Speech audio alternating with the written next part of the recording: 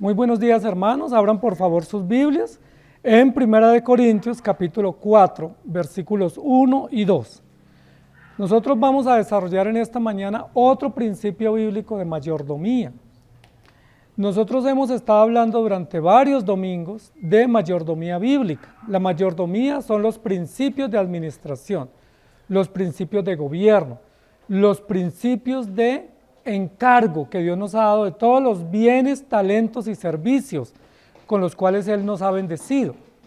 Normalmente cuando pensamos en administración pensamos en dinero, ¿cierto? Entonces uno a veces dice, pero ¿yo qué administro si no tengo nada? ¿Sí? O no tengo un sueldo, o no tengo una pensión, o no tengo un salario. Porque tenemos en nuestra mente casi que incorporado esa idea o ese concepto de que administración es igual a dinero o igual a bienes. Entonces, si yo no tengo bienes y no tengo dinero, pues no tengo nada que administrar. Igual como cuando nos dice usted de algo, uno dice, pero no tengo nada. Uno inmediatamente piensa que para dar necesita dinero. Pero resulta que cuando estamos hablando de administración, estamos hablando de todos los bienes que Dios nos ha dado. Y muchos de esos bienes no son materiales o no son dinero.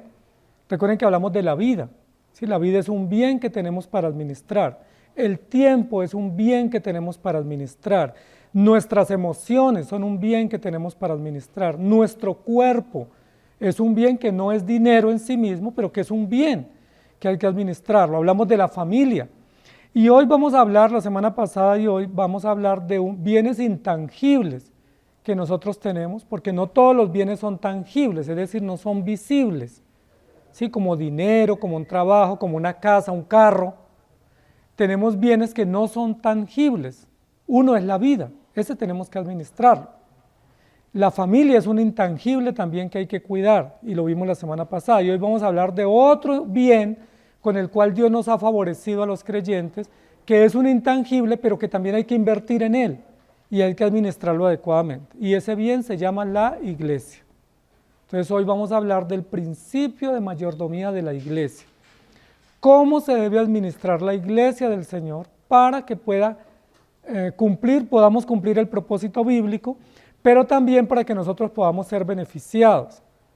Cuando hablamos de administración de la iglesia surgen muchas ideas, ¿cierto? Cómo tener un edificio, cómo pagar unos salarios, cómo tener unas cuentas bancarias, cómo tener un revisor fiscal que lleve la contabilidad y todos esos aspectos de manutención o de administración financiera o logística.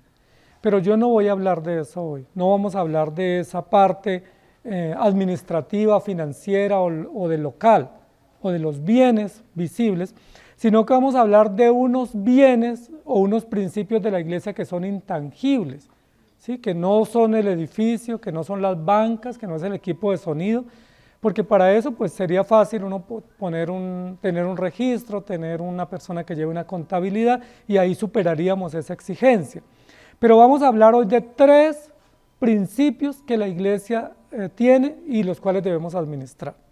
El título de nuestra enseñanza en esta mañana es Administramos misterios. Dios nos ha dejado la iglesia, nos ha hecho parte de la iglesia, somos iglesia viva, iglesia visible, iglesia caminante, iglesia en movimiento, y nos ha dado ese bien como un misterio para administrar. ¿Sí? Cuando piensen en la iglesia, no piensen en una casa o en un templo, en una capilla, sino piensen en personas regeneradas por la obra de Jesucristo, personas redimidas, que están unidas en un mismo propósito y para un mismo fin y una misma misión. Pero esa iglesia, dice la Biblia que es un misterio, porque es el cuerpo de Cristo. Cristo es la cabeza y nosotros somos piedras vivas y todo eso son misterios. ¿Sabían ustedes que eran piedras vivas? Que eran miembros de un cuerpo celestial, que la cabeza de ese cuerpo es Cristo. Y uno dice, ahí ya no entendí, ¿sí? Porque ya no estamos hablando en términos de cosas que se ven, sino en términos de principios de verdad evangélica o principios de verdad cristiana que se entienden y se aceptan por la fe y que no son meramente cosas.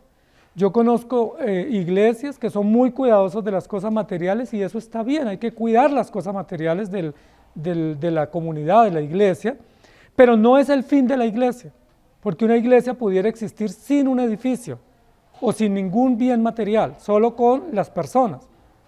¿Sí? Recuerden que los creyentes del primer siglo se reunían en sinagogas que eran públicas, que eran como salones comunales, o se reunían debajo de un árbol, o a la orilla del mar. Recuerdan que Jesús se reunió muchas veces con sus seguidores en una playa, y uno nunca consideraría que una playa sería un lugar para un culto, o debajo de un árbol, o en una casa prestada, o en un local público. Entonces, quiero que pensemos un poco más en los términos abstractos de la iglesia y no en los términos visibles de la iglesia. Somos miembros de un cuerpo que en teología se llama un cuerpo místico, es decir, un cuerpo misterioso.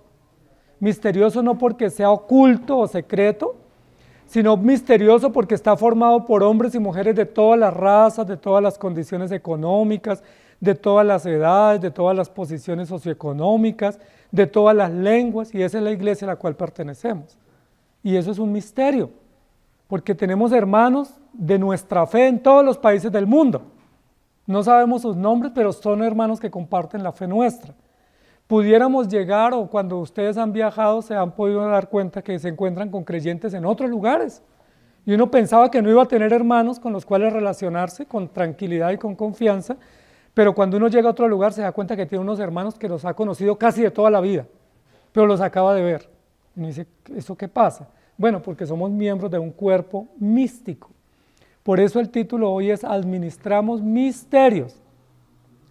Usted no solo debe administrar su dinero, poco o mucho, no solo tiene que administrar su casa, no solo tiene que administrar sus negocios, no solo debe administrar su familia y sus hijos, también debe administrar unos bienes misteriosos que Dios le ha confiado que tienen que ver con la iglesia. El texto de 1 Corintios 4 dice, así pues, téngannos los hombres por servidores de Cristo y administradores de los misterios de Dios. Ahora bien, se requiere de los administradores que cada uno sea hallado fiel. ¿Sí? Vamos a pensar en esta mañana que nosotros somos los que administramos la iglesia, porque aquí la Biblia lo dice. Dios nos entregó a la iglesia, nos hizo miembros de ella, nos perdonó los pecados, nos hizo parte de la comunidad visible y nos entregó la iglesia para que la administremos. Somos administradores de la iglesia. ¿Cómo les parece? Ese es otro deber más, ¿sí? Un encargo sublime que tenemos de administrar la iglesia, todos los que estamos acá. No es tarea del pastor, no es tarea de los ancianos, no es tarea de los diáconos exclusiva. Es responsabilidad de todos porque somos un cuerpo. Fácilmente yo como cristiano me lavo las manos y yo que digo, pues si el pastor no hizo, pues, si el maestro no enseñó, si el anciano no dijo, si el diácono no hizo, y fácilmente yo evado mi responsabilidad, pero delante de Dios no pudiera, porque delante de Dios somos vistos como un cuerpo con muchos miembros unidos y todos unidos para el fin de la misión que es la gloria de Dios y para extender el reino de Dios. Y todos somos total y plenamente responsables del cuidado y del bienestar de la iglesia. ¿Sabían ustedes eso? Que usted no solamente debe venir el domingo y se desaparece, sino que usted debe ser consciente que usted debe ayudar a cuidar la iglesia. ¿Y qué implica cuidar la iglesia? No estamos hablando solo de un edificio, estamos hablando de todo lo que implica la vida de la iglesia, la unidad, la pureza, la santidad, la integridad, la honestidad, el crecimiento y todos los valores naturales de la iglesia. Vamos a comenzar diciendo que la iglesia le pertenece al Señor. Quien la instituyó fue Jesucristo, o Dios en su plan perfecto. Jesucristo la ratificó y los discípulos y los apóstoles pregonaron el mensaje de la iglesia.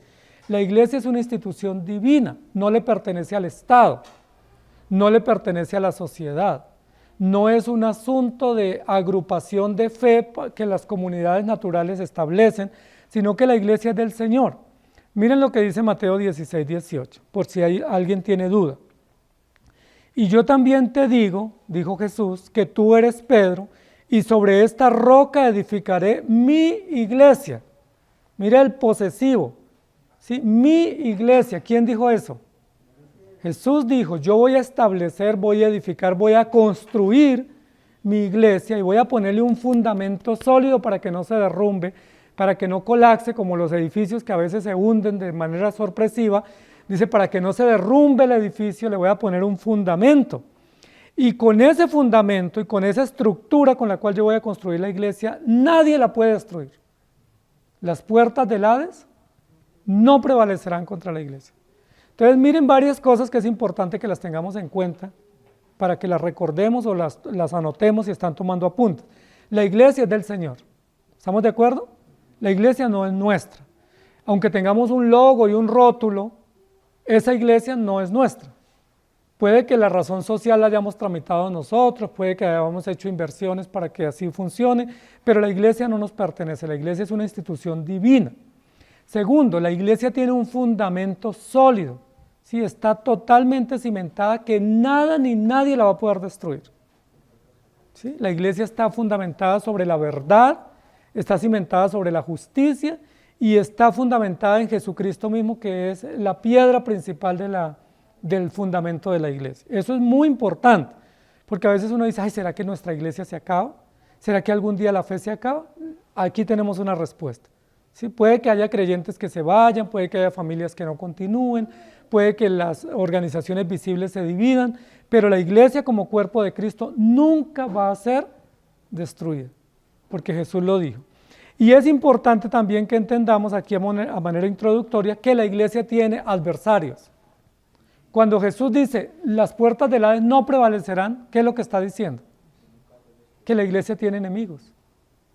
¿Sí? Que la iglesia tiene enemigos, que hay adversarios, que hay personas que se levantan en contra de la iglesia. Acabamos de leer un texto en Hechos 6, donde dice que levantaron falso testimonio contra Esteban, ¿se acuerdan? Para matarlo.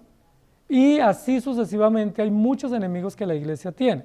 Muchos de ellos son gratuitos. ¿Sí? Pueden ser instituciones, organizaciones, ideologías, sistemas políticos, sistemas imperiales, vecinos, amigos, a veces personas dentro de la iglesia, pero siempre la iglesia, toda iglesia va a tener enemigos. Y eso es importante que lo recordemos, porque a veces uno tiene una idea idílica de la iglesia, ¿cierto? Como que en la iglesia eso solo brota amor por los poros y que eso no hay ninguna desavenencia y que todos, mejor dicho, eso parecemos angelitos. Y eso no es cierto. Muchas veces en la iglesia hay serios problemas y a veces hay divisiones en las iglesias y hay grandes enemistades y eso lo debemos reconocer para que nos preparemos para afrontar cuando vengan esos momentos difíciles y podamos trabajar con la manera correcta. Otra forma importante y otro principio que debemos recordar es que Dios estableció todas las maneras de la organización de la iglesia. Dios estableció que se conforma por miembros. Dios estableció que los miembros deben estar unidos, Dios estableció que nos debemos reunir, Dios estableció las finanzas de la iglesia, cómo debemos aportar para el sostenimiento, Dios estableció quiénes deben ejercer autoridad dentro de la iglesia, quiénes deben enseñar dentro de la iglesia, quiénes deben servir dentro de la iglesia, y todos los principios de organización de la iglesia están establecidos, no nos toca inventarlos. ¿Sí? La iglesia no es una democracia, la iglesia es una comunidad de salvos, redimidos por gracia, que tienen a Cristo como capitano, como cabeza, y nosotros nos sometemos.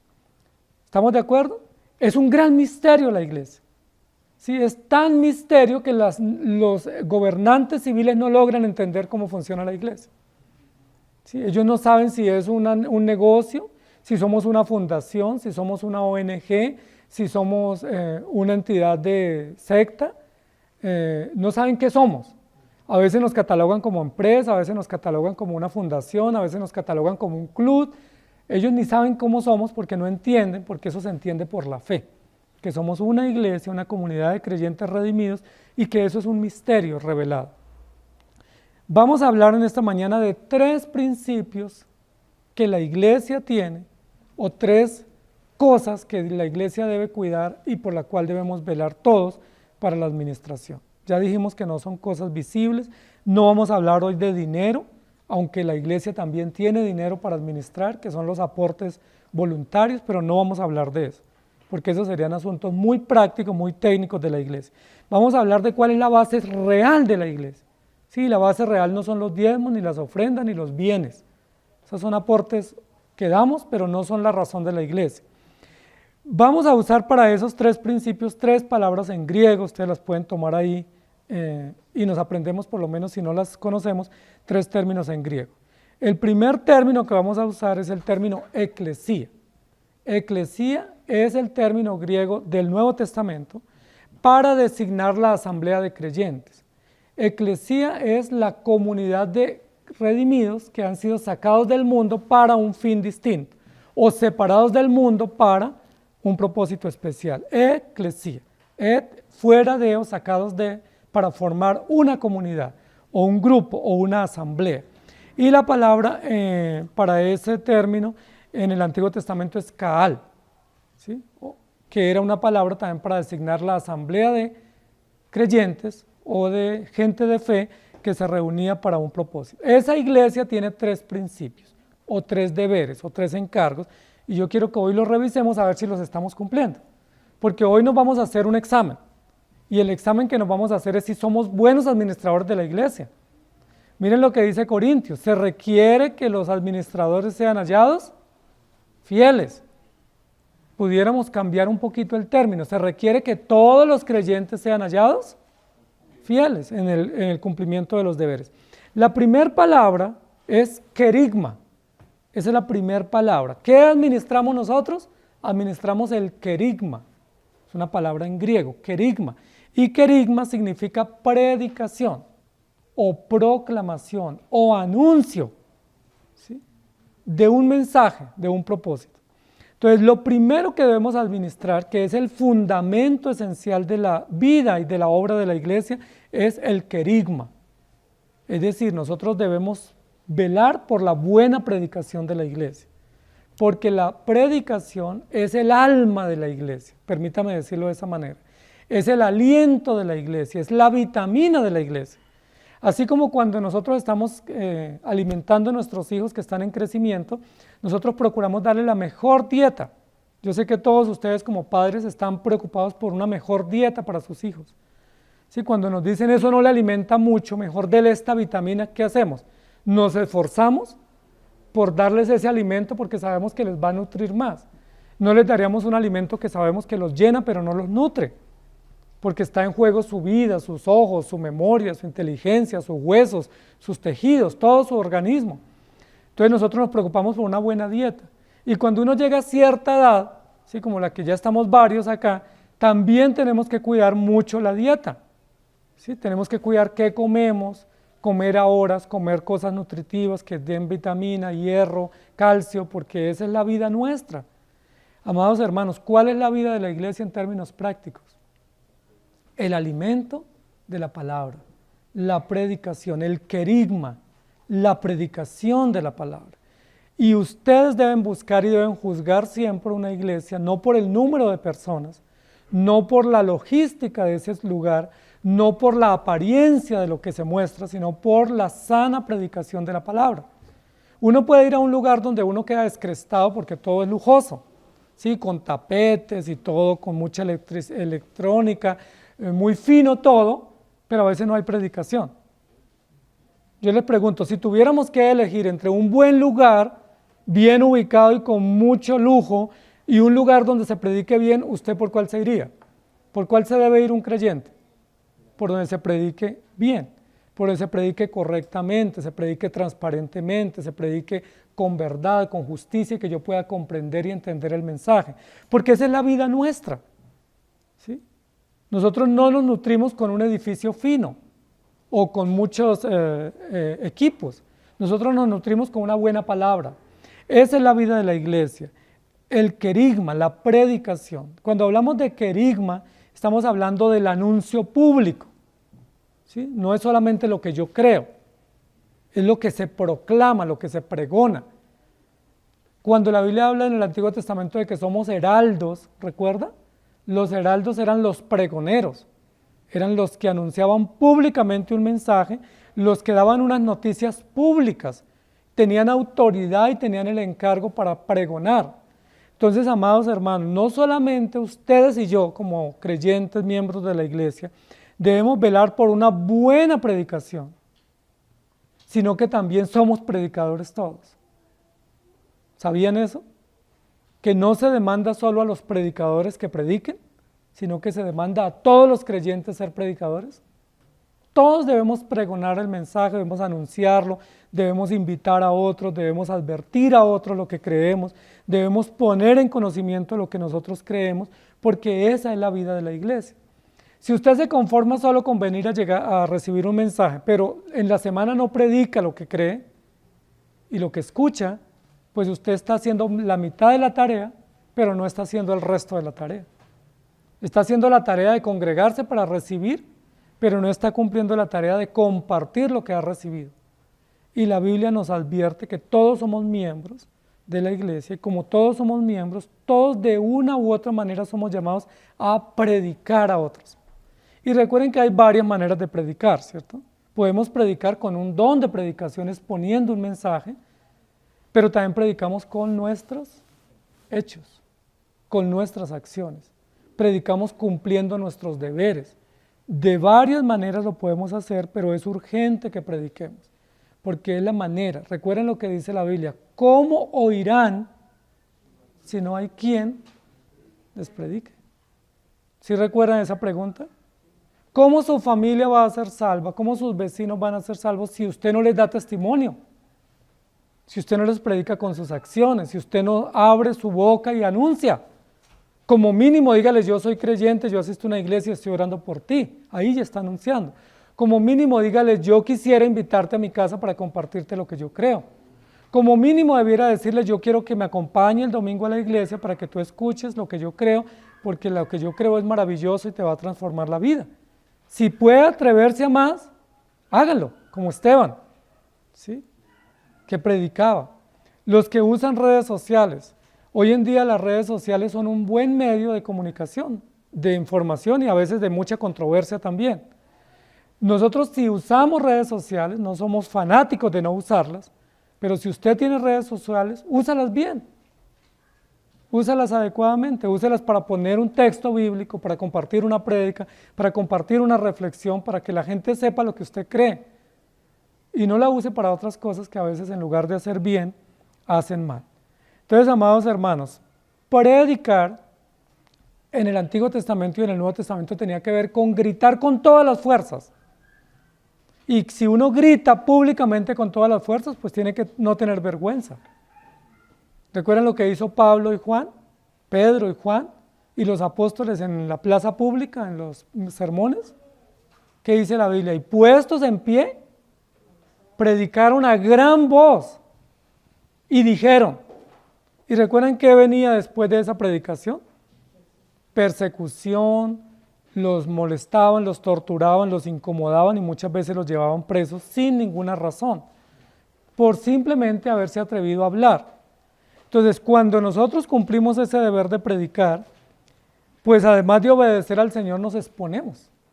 Posiblemente muchos por eso no les da mucho valor predicar, porque saben que se expone. Pero hay que tener valor, amados hermanos. Entonces la predicación tiene que buscar la gloria de Dios y la conversión de los impíos. Yo le pregunto, ¿están predicando? ¿Están compartiendo en sus redes, con los amigos, con su familia? Cuando tiene la oportunidad de hablar con un incrédulo, decirle, sea familiar o vecino o compañero o aún un desconocido, decirle, mire, el evangelio es la verdad. A veces aprovechamos ese momento para hablar de la selección, hablar de política, hablar de economía, de la situación social, pero perdemos el tiempo en esos temas y no le compartimos ni siquiera por un minuto asuntos del evangelio. Entonces, eso es un deber nuestro, amados hermanos. Tenemos que administrar la palabra. Si no la administramos, estamos fallando en la administración. Y recuerde que dice, así pues tengan a los hombres por servidores de Dios y por administrador de los misterios. Es el primer misterio que administramos como creyentes, es la predicación de la palabra. Y si usted no sabe predicar, si le da miedo predicar, si no se atreve, pues léale a la persona la Biblia. Dígale, mire, regáleme un minuto, yo estaba leyendo esta semana este capítulo y me gustaría leérselo. ¿Sí? Me encontré un versículo esta semana en mi lectura y yo quiero mandárselo acá por un mensaje de texto, para que usted lo lea y lo considere. Eso es una manera de compartir el evangelio, si no tenemos el valor de decir más, ¿sí? Compartiendo textos, poniéndolos en las redes, compartiéndolos en un mensaje a una persona. Pero siempre tenemos que predicar porque la palabra de Dios es la única que da esperanza. ¿Sí se dieron cuenta que salió una estadística esta semana en nuestro país donde dice que ya nuestro país no es uno de los países catalogados como más felices y alegres y satisfechos?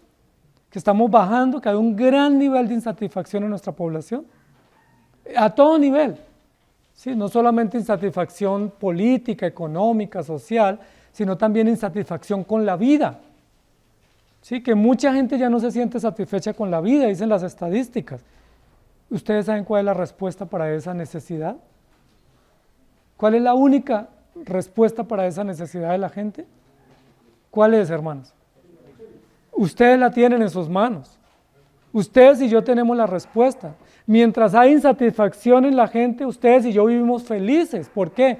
Porque tenemos el Evangelio, pero tenemos el deber de compartirlo, predicarlo a tiempo, afuera de tiempo, porque eso también tiene que ver con la administración. Mayordomía no es solamente cuidar el tiempo y el dinero. Mayordomía también es predicar, proclamar el Evangelio. Miren lo que dice Marcos 1:15. Diciendo, el tiempo se ha cumplido y el reino de Dios se ha acercado. Arrepentíos y creed en el Evangelio. Mire, ahí hay un mensaje poderoso. ¿Cuánto tiempo nos demoramos para decir ese mensaje? Unos segundos. ¿Sí? Solamente decirle al vecino, al amigo, al familiar, mire, arrepiéntase y crea en Jesucristo, porque Cristo es la esperanza para su vida. Si lo acepta o no, eso es decisión de él. Pero yo tengo la obligación de predicar. Apocalipsis 14:6 dice, vi volar por en medio del cielo a otro ángel, que tenía el evangelio eterno para predicarlo a los moradores de la tierra, a toda nación, tribu, lengua y pueblo. ¿Para qué es el mensaje? Para predicarlo. ¿A quiénes? A todos los moradores de la tierra. Ricos, pobres, adultos, niños, negros, blancos, rojos, amarillos, morados. Para todos el evangelio tiene el mismo propósito y la misma finalidad, que es transformar la vida y darles esperanza. Hay muchas personas a nuestro alrededor, amados hermanos, que no tienen esperanza, que viven por vivir, que tienen un gran nivel de desconsuelo y de soledad en su vida. Nosotros, gracias a Dios, no adolecemos de eso porque tenemos el Evangelio, pero tenemos la obligación de llevar esa medicina a otros. Y nos tenemos que preguntar, ¿lo estamos haciendo? Si no lo estamos haciendo, estamos pecando. Estamos siendo hallados malos mayordomos, infieles y malos servidores del Señor. Quiero que tomemos eso en serio, por favor. Hebreos 13:8 dice, Jesucristo es el mismo ayer y hoy y por los siglos. Como Él es inmutable, su deber y su encargo y su propósito es inmutable para nosotros. Y Romanos 11:33 dice, oh profundidad de las riquezas, de la sabiduría y de la ciencia de Dios, cuán insondables son sus juicios e inescrutables sus caminos. Y Juan 1:29, mire otro mensaje para los que no encuentran qué decir, dice, el siguiente día vio Juan a Jesús que venía a él y dijo, he aquí el Cordero de Dios que quita el pecado del mundo. Ahí hay una predicación. Si solo eso compartiéramos a los vecinos, estaríamos predicando. No requerimos horas, no requerimos mucho tecnicismo, mucho conocimiento y profundidad. Si lo tenemos está bien, pero si no lo tenemos, solamente compartir un texto, solamente decirle a una persona, mire, Jesucristo es el Cordero que quita el pecado del mundo. Jesucristo es la esperanza, Jesucristo es la verdad, el camino. No dejen de ir a Él. Hechos 2:22 dice, varones israelitas, la prédica de Pedro, oíd estas palabras. Aquí hay otra prédica, tomen nota.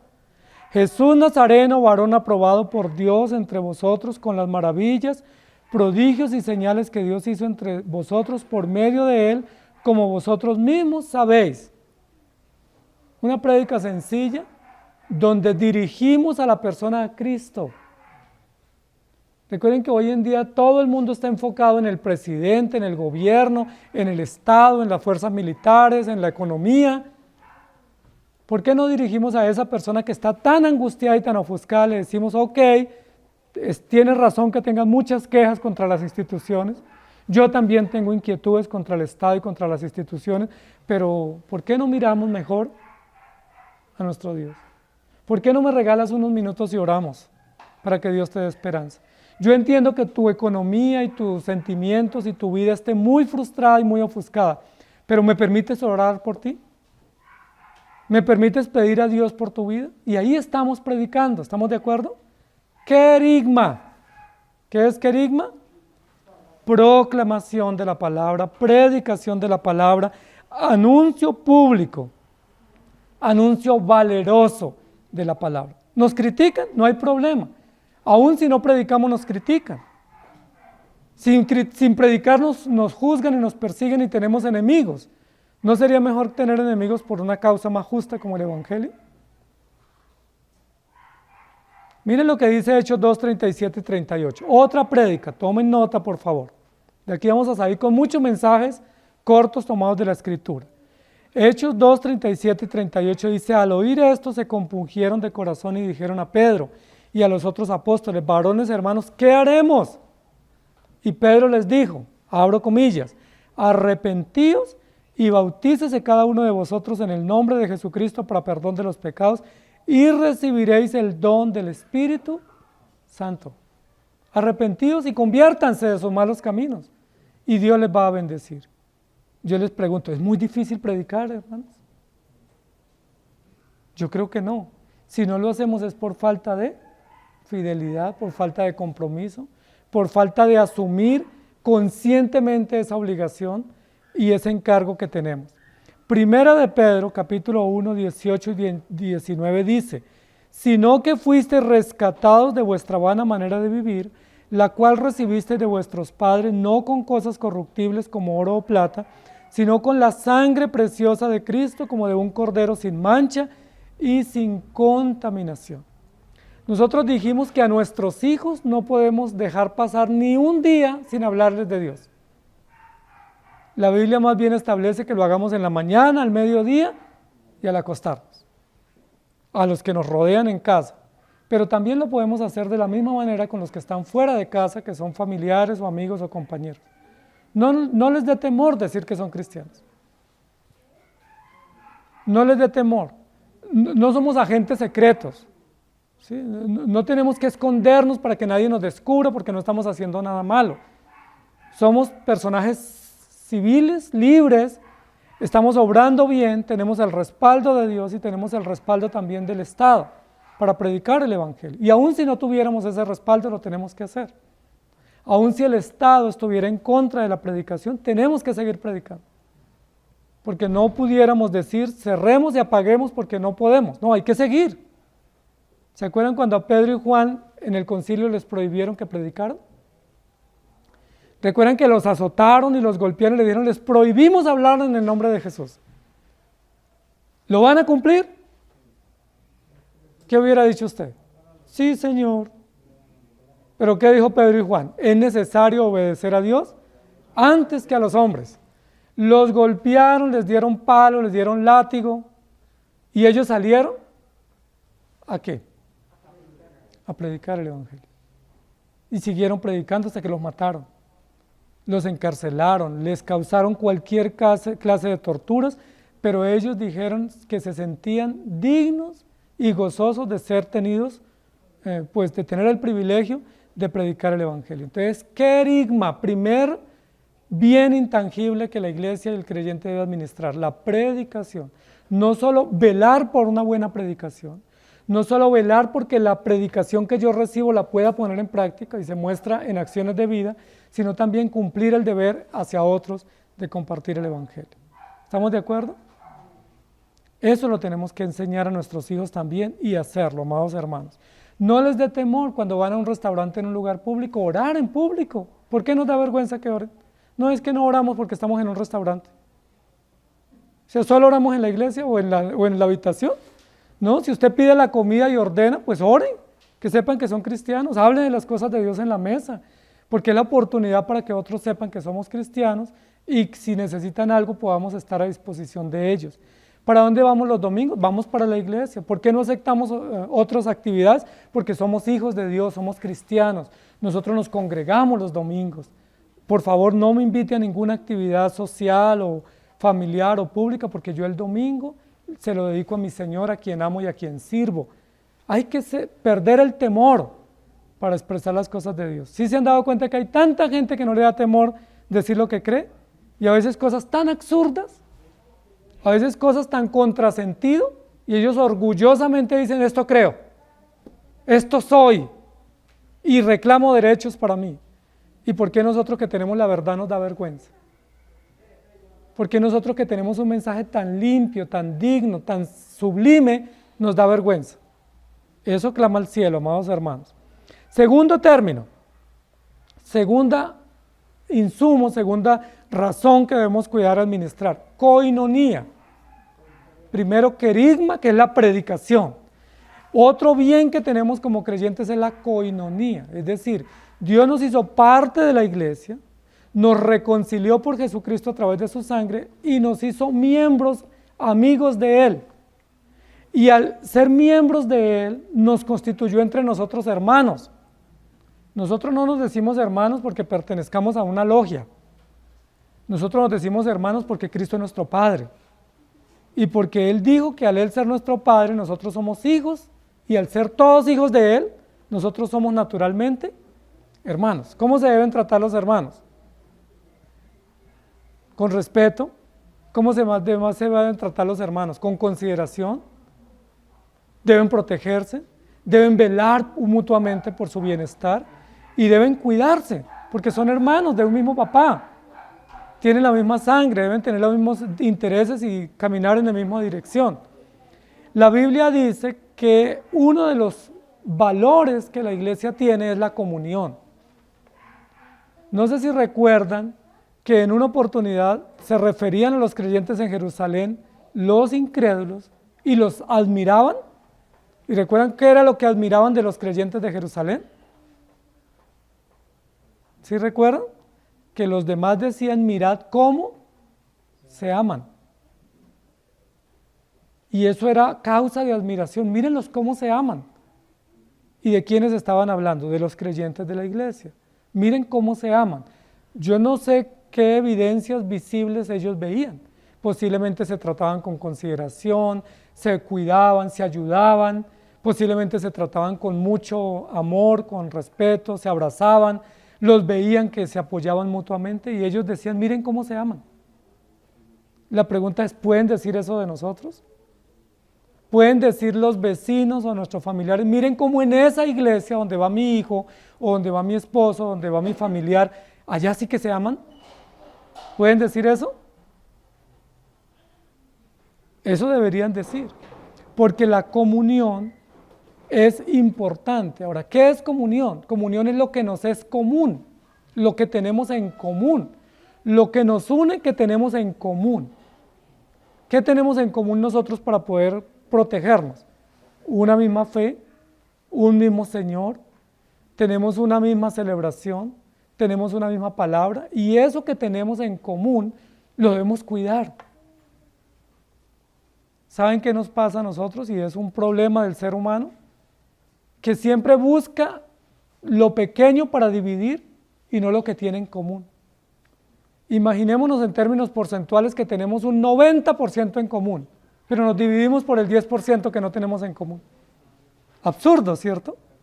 Si tenemos un gran porcentaje en común, debiéramos velar por eso que tenemos en común y no usar eso que no nos une para dividirnos. Ahora, no estamos diciendo, amados hermanos, que los creyentes son fáciles. No estamos diciendo que los creyentes son angelitos. Estamos diciendo que los creyentes son pecadores, que son difíciles, que su carácter es difícil, que cada uno tenemos voluntades difíciles y recias y que no es fácil trabajar en equipo o velar por el bien común, que todos nosotros somos muy complicados en nuestra manera de ser y eso lo tenemos que reconocer, pero aún así tenemos que sobreponernos para velar por lo que es común. ¿Estamos de acuerdo? Si cada uno de nosotros sacara una excusa para no volver a la iglesia, ¿tendría excusas? Posiblemente sí. Y diríamos, vamos para otra que esa es mejor. Cuando lleguemos allá en poco tiempo, ¿qué vamos a encontrar allá? Otras excusas para salirnos de allá y así nos volvemos pues el Julio Iglesias. visitando todas las iglesias, porque no nos logramos acomodar, porque el problema no es la gente que está allá, el problema es lo que yo soy y cómo yo entiendo el tema de la unidad y de la comunión. Entonces, amados hermanos, la coinonía es algo que Dios hace nacer mediante lo que nos pone en común, y tenemos en común un Padre. Eso es suficiente para guardar comunión. Tenemos en común la palabra. Eso es suficiente para guardar comunión. Ahora, ¿qué es comunión? Lo que tenemos en común y por lo que debemos velar unos por otros. Eso significa, amados hermanos, que debemos protegernos mutuamente. La Biblia lo dice, que debemos guardarnos la espalda mutuamente, no encubrir, pero sí protegernos y cuidarnos. Dice la Biblia, si un hermano está en debilidad, ¿qué debemos hacer los que están más fuertes? Si hay una queja del uno contra otro, ¿qué debemos hacer? Buscarle solución a esa queja o ese reclamo en aras de la unidad y en aras de la comunión, porque ese es un gran testimonio de lo que nosotros creemos. Puede que la teología nuestra sea perfecta, puede que nuestra organización sea perfecta, pero si la manera de tratarnos es absurda o imperfecta, ¿qué es lo que más va a aflorar? Ese mal comportamiento, ¿sí? Esa falta de cuidado, falta de tacto, falta de prudencia, falta de amor entre nosotros para cuidarnos. Y amados hermanos, la confianza es uno de los aspectos en las relaciones más frágiles. Se rompe tan fácil, ¿sí? Si usted me da a mí o alguno de ustedes me dice, mire, le doy 10,000 pesos, vaya y compre algo, y yo no le entrego las vueltas, ¿ustedes vuelven a confiar en mí? Ya no vuelven a confiar en mí. ¿Por qué? Porque dice, se robó las vueltas. Eran 50 pesos, pero se los robó. No me los devolvió. Y uno por eso puede perder la confianza en alguien, solo por 50 pesos. Solo por una información, solo por un detalle uno puede perder la confianza, porque la confianza es muy frágil y las relaciones son muy frágiles. Y tenemos que invertir mucho para construir buenas relaciones. Lo que yo quiero decirles hoy, amados hermanos, es, en la iglesia tenemos que invertir para construir relaciones. Tenemos que invertir para construir relaciones sólidas, fieles, leales y fuertes, que nos ayuden a nosotros en los momentos de mayor dificultad. ¿Y cómo se construye una buena relación con la iglesia? Invirtiendo tiempo, cediendo a veces algunas pretensiones que uno tiene, a veces guardando silencio, a veces pasando la página, a veces superando muchas diferencias, porque lo que queremos es construir una relación sólida como creyentes. Los hermanos que tienen más tiempo en la iglesia o en la fe, saben que construir relaciones en la iglesia no es fácil. Saben que construir vínculos fraternos sólidos en la iglesia no es fácil. ¿Sí? Que cuesta trabajo, que es difícil porque todos somos extraños en el trato, todos somos indiferentes, todos somos difíciles, venimos de diferentes familias. Nuestros padres nos criaron de maneras distintas, tenemos intereses, edades, culturas, memorias distintas, y eso dificulta, pero no imposibilita la comunión cristiana. Es posible tener en la iglesia buena comunión con los creyentes, buen trato, respeto, camaradería, amor, cordialidad, lealtad, compasión, protección mutua. ¿Por qué? Porque es lo que la Biblia nos dice. Somos una familia, ¿sí? No somos socios de un club. No somos un gueto, no somos un código en un auditorio, no, somos miembros de una familia. A veces tenemos que escuchar las tristezas del otro, pero a veces los otros nos tienen que escuchar nuestras tristezas. A veces nos reímos a carcajada, pero a veces tenemos que llorar unos con otros. A veces tenemos tantos motivos para seguir y a veces tantos para no seguir. Pero todos tenemos que mutuamente, ¿qué dice la Biblia? Sopórtense los unos a los otros, sobrellévense los unos a los otros, ¿sí? Desen o trátense con sabiduría, con mansedumbre, con cordialidad. Imagínense ustedes que para la iglesia no se hace un casting para los miembros de la iglesia. ¿Sí? Si hiciéramos un casting para ver quién va a ser miembro de la iglesia, pues uno tendría todo un perfil. ¿Sí? Uno perfilaría a la gente y diría, solo los que tengan este perfil pueden ingresar a la iglesia. Pero en la iglesia no se hace casting. ¿Sí? ¿Quiénes llegan a la iglesia? todo, de todo, ¿sí? De todo y todos pueden llegar libremente y pueden ser miembros de la iglesia después de todo un tiempo de discipulado, pero cualquier hermano negro, blanco, extranjero, nacional, rico, pobre, educado, no educado, adulto o niño puede ser miembro de la iglesia. No hay una selección para ver quién nos gusta y quién no nos gusta. Entonces, como no hay selección, no hay casting, ¿quién es el que los selecciona? Dios. ¿Quién los añade? Dios. Entonces, ¿yo qué tengo que hacer con el que Dios añade?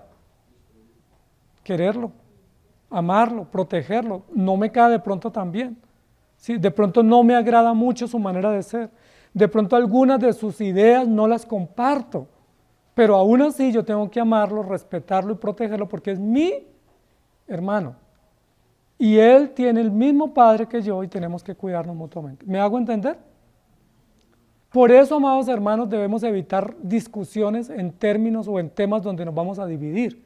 A veces temas políticos nos dividen, temas económicos nos dividen, temas de deporte nos dividen. Entonces mejor hablemos y disfrutemos lo que tenemos en común, guardémonos mutuamente, amémonos y vamos a vivir felices y tener buenos vínculos. ¿Estamos de acuerdo? Si tenemos buenos vínculos, amados hermanos, vamos a tener grandes resultados. ¿Se acuerda que había una iglesia en Filipos, si no estoy mal, que habían dos señoras que estaban enfrentadas? Y esas dos señoras que eran líderes de la iglesia habían creado dos bandos en la iglesia, ¿sí? Las de Evodia y las de Síntique.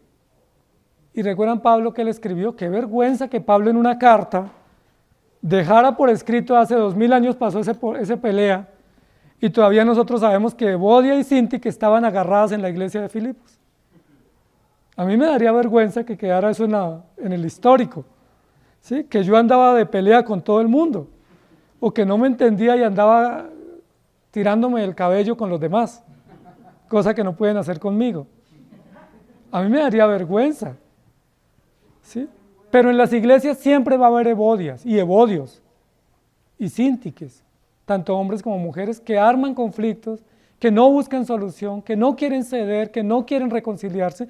¿Y qué dice la Biblia? Ruego a Evodia y Síntique que arreglen el problema. O si no me toca ir, dice Pablo, ¿cierto?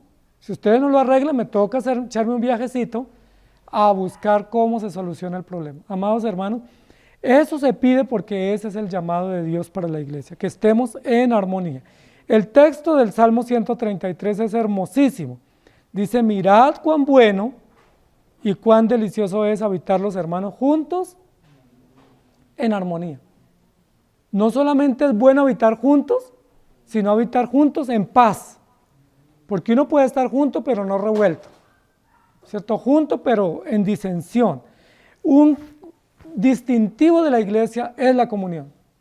Si una persona nos visita en la iglesia, si viene como visitante ocasional por alguna razón, acompañarnos y descubre, percibe que estamos todos de pelea, que nos odiamos, que nos miramos pero no nos pasamos, ¿qué va a pensar ese visitante? ¿Qué va a decidir ese visitante? Ah, no, me gustó, enseñaron bonito, pero no, esos un poco hipócritas allá. Se pelean, se odian, se lanzan indirectas, yo veo que se tratan mal, se ofenden, y eso los va a sacar corriendo, y eso es de sentido común. Vaya usted a un negocio y si lo trata mal el vendedor, ¿usted va a volver a ese negocio? Vaya a un banco y si el cajero lo atiende mal, usted enseguida pasa la queja, o no vuelve a esa sucursal porque dice, no me sentí bien atendido, no me sentí cómodo. La iglesia debe ser un ambiente cálido, amados hermanos. En la iglesia se debe respirar amistad fraterna, amor verdadero y ayuda mutua, de manera legítima. No es que hacemos el mejor esfuerzo para tratarnos bien el domingo, es que eso nace del corazón. ¿Sí? Perdonarnos, abrazarnos, ser cariñosos, ser afectuosos, porque eso es bueno y delicioso habitar los hermanos juntos en armonía. Si yo tengo una queja contra un hermano, pues le hago ese reclamo en privado. Busco solucionarlo de la mejor manera, pero no hago público una diferencia o un conflicto que va a causar más daño a los demás y que no edifica. Dice el Salmo 133, es como el buen óleo sobre la cabeza. Es decir, la armonía o la comunión es como un buen perfume. ¿Sí se han dado cuenta cuando uno ve que pasa alguien por el lado y tiene una fragancia que lo cautiva. Dice, uy, qué fragancia, qué delicia de perfume, ¿dónde lo compraría? ¿Quién lo vende? ¿Sí? Dice la Biblia, así es la buena comunión, es como el mejor perfume. Pero qué desagradable cuando una persona huele a feo y se le sienta al lado a uno o pasa por ahí. Dice, no lo soporto. Esa es la idea que da aquí el texto. La pelea o los conflictos son como un hedor, ¿sí? Como un olor fastidioso, incómodo, pero la comunión es como un buen perfume. Y continúa diciendo que es como el rocío de Hermón, es decir, es agradable, es tan hermoso ir a un hogar donde hay armonía, donde se respira paz, donde se respira tranquilidad. Cuando uno lo invitan a una casa y uno ve que hay un ambiente cálido, no, eso es fascinante, uno no se quiere ir de esa casa, porque el ambiente es cálido, hay respeto, hay buen trato, hay buenas maneras, hay buenas formas de dar órdenes o de pedir cuentas. Sí, pero cuando uno llega a esa casa y hay gritos, hay reclamos, hay molestia, hay ofensa, uno que dice, ay, ¿sabe qué? Lo siento, me tengo que ir. Entonces, koinonía, amados hermanos, compañerismo. Tratémonos como hermanos, tratémonos como amigos, tratémonos con cordialidad y tratémonos con prudencia, porque eso habla del Dios en quien creemos. Hechos 2:42 nos da una pauta, dice, y perseveraban en la doctrina de los apóstoles, en la comunión unos con otros y en el partimiento del pan y en las oraciones. La iglesia en Hechos, la iglesia en Jerusalén dice, perseveraban en la comunión, vivían con buenos vínculos, era agradable encontrarse con los hermanos. En Hechos 18, 19 y 20 dice, y llegó a Éfeso y los dejó allí, y entrando en la sinagoga discutía con los judíos, los cuales le rogaban que se quedase con ellos por más tiempo, mas no accedió. Miren qué bonito el trato de esa iglesia. Dice la Biblia que Pablo, cuando se iba a ir de Éfeso, después de un tiempo de estar con ellos, que fue como 6 meses, cuando se iba a ir, ¿qué le dijeron los hermanos? Si te vas, no te vamos a extrañar. No, le decían era, por favor no se vaya, quédese más tiempo. Lo vamos a extrañar, lo amamos demasiado, queremos tenerlo más con nosotros. ¿Eso de qué habla? A nivel de comunión, de amor, de cariño, de lealtad, de amistad, de fraternidad. Y eso es importante. ¿Hablan así los hermanos de usted? ¿Es usted un hermano que cuando falta lo extrañan? ¿Es usted un hermano que cuando dice quisiera no volver a la iglesia, no hermano, por favor, lo queremos, lo necesitamos, lo apreciamos? ¿O es usted que cuando dice me voy, los demás le dicen, ok, listo, que te vaya bien? ¿O dicen gracias a Dios se fue? ¿Sí? Se había demorado, ¿sí? Porque era problemático, era conflictivo, era inconstante. Bueno, gracias a Dios no volvió. ¿Sí? Sería terrible eso, porque somos una familia y se supone que como familia, por el valor del Evangelio, debemos estar unidos. Primera de Tesalonicenses 4, 9 y 10 dice, pero acerca del amor fraternal, no tenéis necesidad de que os escriba, porque vosotros mismos habéis aprendido de Dios que os améis unos a otros, y también lo hacéis así como con todos los hermanos que están por toda Macedonia. Pero os rogamos, hermanos, que abundéis en ello más y más. Miren cómo eran los hermanos de Macedonia, eran supremamente unidos, generosos, serviciales y compasivos. Pablo muchas veces felicitó a la iglesia de Macedonia, porque eran muy generosos y muy unidos. Pero miren lo que les dice Pablo acá, les ruego que abunden más y más. Todavía no ha llegado al nivel, todavía no han llegado al techo de lo que deben demostrar en unidad y en amor y en fraternidad. ¿Cómo está nuestra comunión, hermanos? Revisemos todos. ¿Cómo está la comunión entre nosotros? ¿Se sienten ustedes bien cómodos en la iglesia? Entre hermanos, ¿sienten que se aman, que los aprecian, que los escuchan, que los respetan? ¿O se sienten explotados, se sienten manipulados, se sienten intimidados? Porque no debiera ser así. Yo no debiera ir a la iglesia y sentir que me manipulan. Yo no volvería a una iglesia donde me manipulan. Yo no participaría en una iglesia donde me siento intimidado, me siento coartado en mi libertad de expresión, donde no puedo decir las cosas que creo y siento con libertad. Pero tampoco me sentiría bien en una congregación donde me usan, donde yo soy una cosa que usan y no me respetan como ser humano y respetan mi familia y mis duelos o mis historias o respetan mi manera de pensar. ¿Sí me hago entender? ¿Cómo están ustedes en la iglesia? Porque en la iglesia verdadera hay comunión verdadera, amor sincero a pesar de las diferencias y respeto y ayuda mutua a pesar de las historias que nosotros llevamos en común. Muy bien, el tercer aspecto que vamos a hablar en esta mañana tiene que ver con la codiaconía, perdón. Primero, querigma, la predicación. Segundo, koinonía, que es la comunión cristiana, la amistad cristiana, la fraternidad. Y tercero, la diaconía. Diaconía es una palabra griega que tiene que ver con servicio, ¿sí? Y de ahí viene la palabra diácono. Diácono es servidor, ¿sí? Un servidor, pero la diaconía es la función común que se ejerce de servicio. Ese es otro bien que tenemos que cuidar en la iglesia. Así no tuviéramos un edificio, no tuviéramos equipos o no tuviéramos bienes, debemos velar por la buena predicación, debemos velar por la comunión mutua entre los miembros y debemos velar por la diaconía. ¿Eso qué significa? ¿Que debemos supervisar a los diáconos si hacen bien su tarea? Sí, eso es un asunto, pero más que eso, que todos en la iglesia somos diáconos. Es decir, todos en la iglesia debemos cumplir un servicio. ¿Qué dice el texto que leímos de Corintios? Ténganos los hombres por servidores de Dios. Reemplacen esa palabra servidores por diáconos. Ténganos los hombres por diáconos de Dios, es decir, por los que prestan un servicio. Ha habido un error en la iglesia contemporánea porque pensamos que diáconos son solamente los oficiales que son ordenados y entonces son los únicos que tienen que velar por todos los asuntos de servicio, de logística o de apoyo en la iglesia. Claro que ellos tienen un encargo oficial y ellos tienen un deber público de hacerlo, pero no son los únicos que tienen que servir. Todos, absolutamente todos en la iglesia tenemos que servir, de una u otra manera, predicando, sirviendo, aconsejando, orientando, ayudando, acomodando, recogiendo, limpiando, tantos frentes de servicio que hay en una casa o en una iglesia, y todos debemos servir.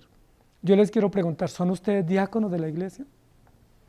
Es decir, ¿son servidores de la iglesia? ¿Tienen disposición y presteza para hacer las cosas? ¿O no? Porque a veces nos dicen, hay que hacer esto, y enseguida todos nos agachamos. ¿Sí? Necesitamos un voluntario. Y de ahí se inventaron las postulaciones. Yo postulo a Julano, pero es rápidamente para que no piensen en mí. No es un halago postular a otro, es una manera de zafarme de la responsabilidad. Hay que hacer esto o aquello y casi que no resulta alguien para hacer, para enseñar, para dirigir, para limpiar, para organizar, para hacer un deber. ¿Y por qué existe eso, amados hermanos? Porque nosotros nos acostumbramos a un modelo actual que tenemos en este lugar del mundo y es que nos atiendan, ¿sí? Uno se siente tan cómodo en el restaurante. ¿No les pasa cuando van al restaurante y uno siente que uno es un rey? Uno solo pasa la tarjeta, pero todos lo atienden. ¿Pero quiénes le sirven a uno? Pues unos servidores, unos mensajeros, unos meseros que están atentos que no nos falte nada y le llevan el dulcecito y el cafecito y le llevan ahí el aderezo, todo lo que uno necesita se lo llevan y uno dice, uy, qué bien me atendieron. Y a veces pensamos que la iglesia funciona así. ¿Qué dijo Jesús? Yo no he venido para ser servido, sino para servir. Eso lo hizo Jesús, el Hijo de Dios. Jesús siendo el Hijo de Dios, el Rey del universo, el Creador, ¿ustedes no creen que se hubiera merecido sentarse a la mesa y que lo atendieran? Por lo menos una vez. ¿Ustedes no creen que Él siendo el Hijo de Dios, el Salvador del mundo, no hubiera merecido tener por lo menos unos criados que estuvieran pendientes de Él, de sus necesidades? Pero tuvo sed y no hubo quien le pasara agua, y cuando pidió agua le dieron vinagre, ¿recuerdan? Tuvo hambre y no hubo quien lo atendiera, Él tuvo que buscar las maneras de alimentarse. Estuvo abandonado y en soledad y no estuvo quien velara por Él. Y lo que la Biblia nos enseña es que Jesús dijo, yo he venido para darles ejemplo de servicio. Recuerden que en una oportunidad, que fue un impacto para los discípulos, Jesús tomó una vasija con agua y tomó una toalla y se hizo en la parte más baja, ¿cierto? Que era como en el piso o en un butaco muy bajito, y comenzó a lavar los pies de los discípulos. ¿Y recuerdan cuál fue el impacto que tuvieron los discípulos? No, ¿cómo se le ocurre? Y Jesús, ¿qué dijo? Es necesario hacer esto. ¿Quién es más grande? Jesús enseñó. ¿El que se sienta a la mesa a que lo atiendan o el que sirve? El que sirve. ¿Quién es más grande? ¿El que prepara y atiende o el que se sienta a que lo atiendan? Jesús nos enseñó la perspectiva correcta y eso es diaconado, eso es disposición a servir. Recuerden que cuando Jesús iba a morir, la noche antes de que lo apresaran, que Judas lo entregara, la Biblia dice que Jesús preparó la mesa. ¿Y quién fue el que ministró la mesa? Jesús fue el que repartió el pan, repartió el vino y dio gracias por los alimentos. Ni siquiera la noche antes de Jesús morir, Jesús hubiera podido decir, estoy muy triste, yo hoy no voy a servir la mesa. Que alguien presida la mesa. Aún el mismo día antes de que Jesús lo crucificaran, estaba sirviéndole el pan y compartiendo el pan con los discípulos. ¿Qué ejemplo de servicio? ¿Qué disposición, amados hermanos? ¿Qué entrega tan abnegada de Jesús? Jesús no llegó y se sentó y dijo, acá acabo de llegar, ¿y ustedes no saben quién soy yo? Jesús lo hubiera podido hacer, ¿sí? Jesús tenía todas las credenciales y las razones para decir, yo soy el Dios, atiéndame, sírvame lo que yo quiero, páseme la carta. No, Jesús preparaba. Recuerden que Jesús, después de resucitado, se fue y encontró a sus discípulos que estaban pescando, y mientras ellos pescaban, Jesús les estaba asando un pescado. Imagínense. Increíble. Jesús hubiera podido decir, no, yo soy el que acabo de resucitar. Miren a ver si tiene un detallito conmigo. ¿Sí? Miren a ver si me atienden, que yo lo merezco. Miren por lo que pasé y ahora por lo menos háganme un homenaje. Pero Jesús antes, durante y después siempre está en posición de servicio. Jesús es el diácono por excelencia. Si queremos aprender de servicio, tenemos que mirar a Jesús, que enmudeció y no abrió su boca y nunca exigió nada para sí. Nunca hizo una huelga exigiendo nada, nunca paró actividades y dijo, hasta que no me reconozcan esto no voy a seguir.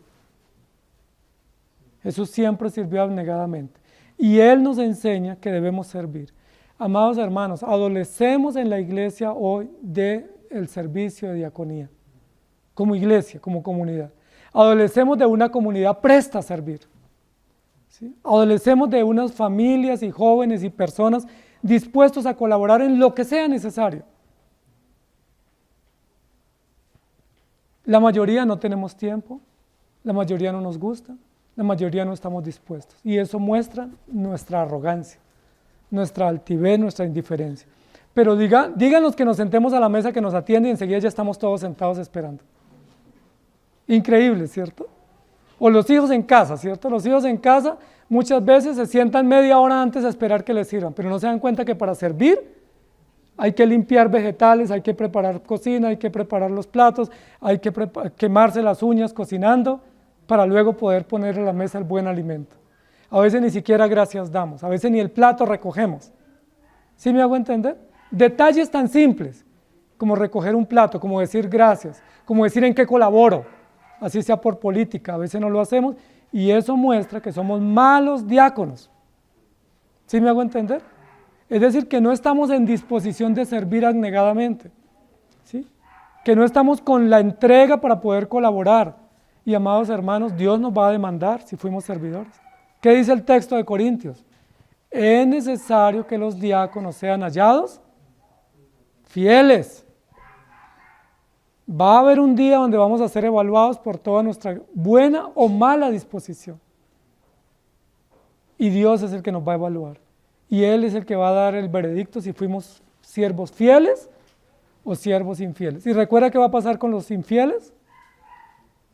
A la izquierda. Y con los fieles a la derecha y la sentencia o el premio. Yo le quiero preguntar, ¿qué tan buen diácono es usted? En su casa, en su trabajo, en la iglesia, ¿Es usted un diácono, un servidor dispuesto, presto a colaborar? ¿O usted ve todo y no se conecta con nada? No está dispuesto. Leamos algunos textos. Filipenses 1:1 dice: Pablo y Timoteo, siervos de Jesucristo, a todos los santos en Cristo Jesús que están en Filipos con los obispos y diáconos. Vamos a leer varios textos. Romanos 16:1. Os recomiendo además nuestra hermana Febe, la cual es diaconisa en la iglesia en Cencrea, servidora. Están hablando y reconociendo, y la Biblia siempre reconoce al servidor. Eso es algo muy importante, que aunque nadie me reconozca lo que yo haga, Dios siempre lo reconoce. Y aún un vaso de agua que dé no pasará sin recompensa. Dios lo tiene en cuenta y lo va a premiar. Primera de Timoteo 3:11, las mujeres asimismo sean honestas, no calumniadoras, sino sobrias, fieles en todo. Y hay muchos más textos que habla aquí que yo tengo del servicio al Señor, del diaconado, de la disposición. Mire lo que dijo Jesús, Mateo 20:28. El Hijo del Hombre no vino para ser servido, sino para servir y para dar su vida en rescate por muchos. No vino para ser servido. Juan 13:14. Pues si yo, el Señor y Maestro, mire lo que dijo Jesús, si yo siendo su Señor y Maestro he lavado sus pies, ¿qué deben hacer ustedes? Como mínimo lo mismo, ¿cierto? Porque yo que soy su Maestro, soy su Señor, soy su Salvador, les lavé los pies a ustedes. ¿Por qué ustedes ni siquiera se saludan? ¿O por qué no se apoyan? ¿O por qué no se protegen? ¿O por qué no se consuelan mutuamente? Miren lo interesante de Filipenses 2:6 y 7. El cual, siendo en forma de Dios, no estimó, no consideró el ser igual a Dios como cosa a que aferrarse, sino que se despojó a sí mismo, tomando forma de siervo, hecho semejante a los hombres. Siendo Dios, no se aferró a esa posición, sino que se despojó. En castizo sería se rebajó. ¿Sí? Siendo el doctor, siendo el maestro, siendo el profesional, se rebajó ¿a qué? A mostrarse como un criado para servir. Amados hermanos, ¿cuánto nos falta aprender a servir? ¿Cuánto nos gusta que nos sirvan? Nos encanta que nos sirvan. Nos encanta por eso esos restaurantes donde nos atienden full, con carta a la mesa y servicio a la mesa, servicio al carro, son los más visitados. Si pusiéramos un restaurante, una idea de un emprendimiento para ustedes, pongamos un restaurante. Vamos a poner un restaurante, pero preparamos la comida, la dejamos en la cocina y damos la libertad para que todos los comensales vayan a la cocina y cojan su plato y se sirvan. ¿Ustedes creen que tendría éxito ese restaurante? No, yo quiero que me sirvan, quiero que me atiendan a la mesa, aunque me cueste más. ¿Sí? Aunque la tarifa sea más alta, pero yo quiero que me atiendan. Pero en la iglesia no estamos para que nos atiendan, amados hermanos. En la iglesia estamos para servir. En la familia no estamos para que nos atiendan. En la familia estamos para servir. Y en la sociedad no existimos para ser reyes, sino que existimos para servir. Como diáconos, como servidores, entrenados y dispuestos. Gracias a Dios nuestra iglesia tiene diáconos. Pero no debemos recostarnos en ellos y sus familias, porque ellos son oficialmente diáconos, por oficio, pero todos somos diáconos dentro de la congregación dispuestos a servir. Y debemos unirnos a estos diáconos para apoyar la obra y disponernos y decir por lo menos frecuentemente en qué puedo colaborar, qué hay que hacer, dígame qué hago, porque eso habla muy bien de una iglesia dispuesta a servir y a colaborar. Administramos misterios, el querigma, la coinonía y el diaconado. Una iglesia que predica, una iglesia que se une fraternalmente y se ama, y una iglesia que sirve. Yo les pregunto, ¿quién puede destruir esa iglesia? Nadie. Es una iglesia invisible, invencible, porque es una iglesia que predica el evangelio con consistencia, que mantiene unida y sólida por los vínculos del amor y que está dispuesta a servir. No hay unos esclavos, no hay unos sirvientes de otros, sino que todos dispuestos a servir. Quiera Dios obrar en nuestros corazones para que seamos esa iglesia modelo con esos tres principios. Amén. porque vamos a tener que rendir cuentas. Amado Señor, gracias te damos por tu palabra, porque tu palabra es viva y eficaz, y porque tu palabra siempre nos enseña. No somos reyes en una iglesia, no somos príncipes en una iglesia, somos servidores. Tenemos que tomar la vasija para limpiar, tenemos que tomar la toalla para limpiar, tenemos que tomar los elementos de servicio para servir a nuestros hermanos. Tú nos has servido tanto y tenemos hermanos que nos han servido tanto. ¿Por qué no servirles a ellos con amor? ¿Por qué no atendernos? ¿Por qué no disponernos para servirles? ¿Por qué no atender a nuestros ancianos, a nuestros abuelos? ¿Por qué no atender a nuestros enfermos? ¿Por qué no velar por aquellos que no pueden moverse con facilidad para ayudarles, para servirles con amor, con cariño, como un servicio que ofrecemos a ti? Ayúdanos para ser una iglesia que predica, ayúdanos para ser una iglesia que se ama, pero también ayúdanos para ser una iglesia que se sirve mutuamente y que sirve a la sociedad y que sirve a la comunidad, porque ese es el llamado y la razón y la esencia para la cual nos constituiste como iglesia. Que esos misterios los podamos administrar bien para tu gloria y que de esa manera tengamos la satisfacción del servicio a ti, pero también la gloria que viene de parte tuya en que nos vas a premiar. Gracias te damos por todos los servidores de esta iglesia, los maestros, los predicadores, los que apoyan, los que colaboran de una u otra manera, pero permite que podamos crecer en ello más y más. No es suficiente lo que hemos hecho, es parte, pero hay que hacerlo más y con más amor y con más dedicación, y que seamos hallados administradores fieles tuyos para tu gloria, para tu servicio, pero también para nuestra edificación. En el nombre del Señor Jesús. Amén. Que el Señor les bendiga, querida iglesia.